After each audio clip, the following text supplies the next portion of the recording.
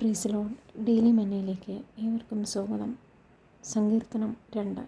ജാതികൾ കലഹിക്കുന്നതും വംശങ്ങൾ വ്യർത്ഥമായത് നിരൂപിക്കുന്നതും എന്ത്? യഹോവയ്ക്കും അവൻ്റെ അഭിഷിക്തനും വിരോധമായി ഭൂമിയിലെ രാജാക്കന്മാർ എഴുന്നേൽക്കുകയും അധിപതികൾ തമ്മിൽ ആലോചിക്കുകയും ചെയ്യുന്നത്.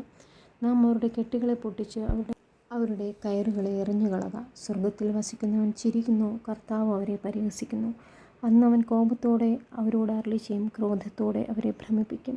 എൻ്റെ വിശുദ്ധ പർവ്വതമായ സിയോനിൽ ഞാൻ എൻ്റെ രാജാവിനെ വാഴിച്ചിരിക്കുന്നു. ഞാനൊരു നിർണയം പ്രസ്താവിക്കുന്നു. യഹോവ എന്നോട് അരുളിച്ചെയ്തത്, നീ എൻ്റെ പുത്രൻ, ഇന്ന് ഞാൻ നിന്നെ ജനിപ്പിച്ചിരിക്കുന്നു. എന്നോട് ചോദിച്ചുകൊള്ളുക, ഞാൻ നിനക്ക് ജാതികളെ അവകാശമായും ഭൂമിയുടെ അറ്റങ്ങളെ കൈവശമായും തരും. ഇരുമ്പുകോൽ കൊണ്ട് നീ അവരെ തകർക്കും, കുശവൻ്റെ പാത്രം പോലെ അവരെ ഉടയ്ക്കും.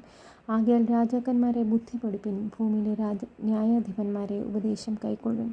ഭയത്തോടെ യഹോവയെ സേവിപ്പിൻ, വിറയലോടെ ഘോഷിച്ചുല്ലസിപ്പിൻ. അവൻ കോപിച്ചിട്ട് നിങ്ങൾ വഴിയിൽ വെച്ച് നശിക്കാതിരിപ്പാൻ പുത്രനെ ചുംബിപ്പിൻ.